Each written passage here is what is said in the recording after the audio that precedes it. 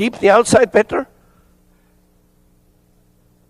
And bring the horse forward, regularly forward, regularly forward. Don't move away with this hand. See, you moved away with the outside hand, and that's the moment where the horse gets loose. At this point, for me with this type of a horse, what I would try to do is get him so that I've got a little bit more control throughout the half pass. So beginning with the shoulder in, and keep a real steady outside rein. Now a few steps sideways in a half pass.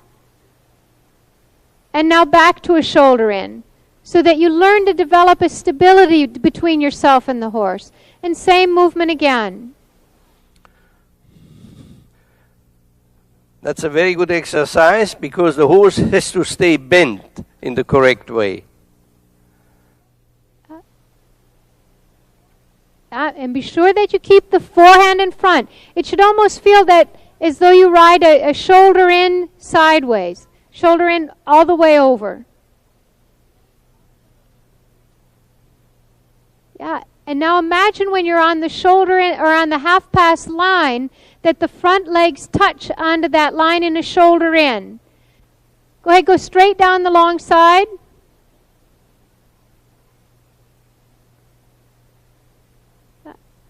And a couple strides forward, and then collect a little bit. The rider should never think about going sideways, because when he thinks, I want to go sideways, he does it wrong. The thinking should be, I want to go, say, on the diagonal, with the horse correctly bent, the forehand first. Then he's all right. And Jerry, go ahead and start with a little bit of shoulder in first, then come with the half pass. And keep the forehand more in front. Go back into your shoulder in. And keep the outside rein. Stay real constant and steady with the outside. And not pulling inside, not pulling. Come down the second quarter line and begin with shoulder in. Don't let him drift that direction. And now just think of moving the shoulder in a little bit sideways. Yeah, and back into shoulder in. And come around in a half circle and do that again. The whole time keep the outside leg on. Now I would like to mention one thing. You see that the horse has troubles bending in the half pass. The half pass is an extremely difficult movement for the horse. If you have troubles, go back to shoulder in. If necessary, you can go back to leg yielding, but I prefer just to go back to shoulder in and making the circles correct. That should be enough to get the horse supple enough so that finally he can step forward with a nice bend. Here the hind legs are already too much pushed over. And as soon as a rider is pulling too much on the inside rein, the horse gets tilted. Yeah, that was better this time. Much better this time. After the movements on two tracks, it's always important to ride forward again, make a medium trot, also in canter. You go in medium canter in between, the horse should go forward again, and then you can start all over again with more collection.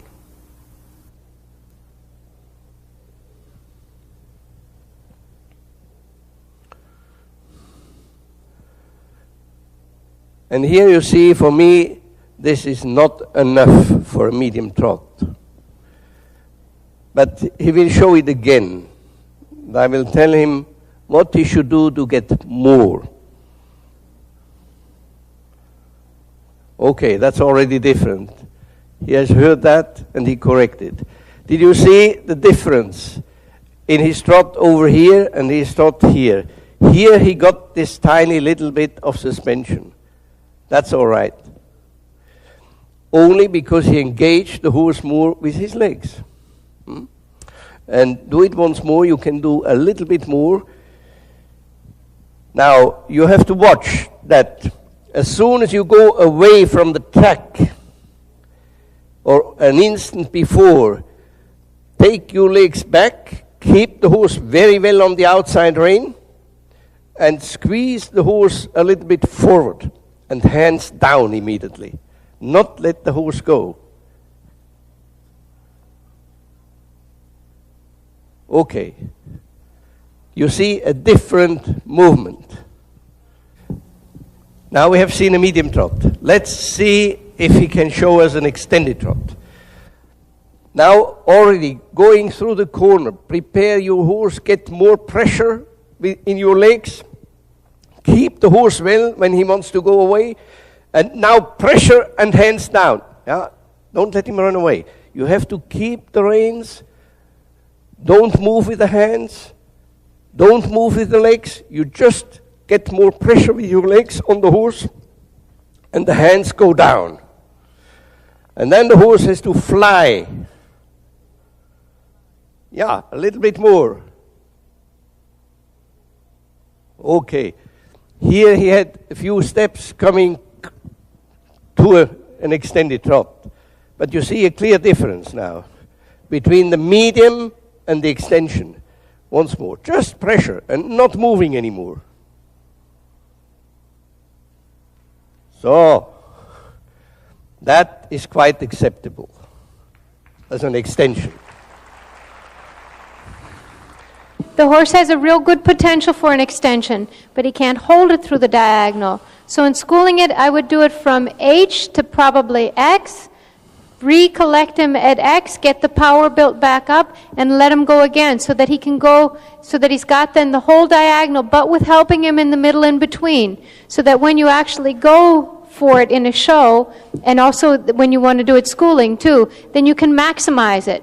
But that if he can't maintain through the whole diagonal, bring him back, reorganize him, send him forward again.